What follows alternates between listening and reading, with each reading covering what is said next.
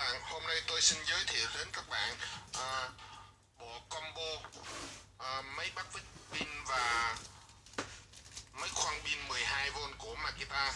Thì máy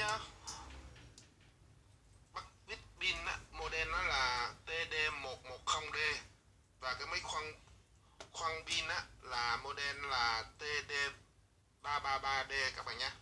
Thì đi kèm theo bộ combo này là gồm một sạc nhanh 12V và hai cục pin 1.5A các bạn nhé.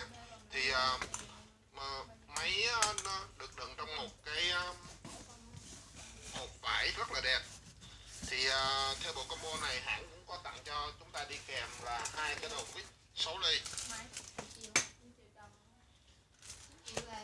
Thì trên các sản phẩm máy khoan pin cũng và bắt vít pin này đều được hãng trang bị cho chúng ta đèn led hết các bạn nhé. Thì khi chúng ta sử dụng thì đèn led sẽ sáng lên, giúp cho cái công việc thi công và làm việc của chúng ta được dễ dàng hơn. Rồi, tôi xin cảm ơn các bạn rất nhiều. Nếu các bạn yêu thích kênh của chúng tôi, xin các bạn đăng ký subscribe bên dưới để ủng hộ kênh của chúng tôi các bạn nhé. Xin chào và hẹn gặp lại.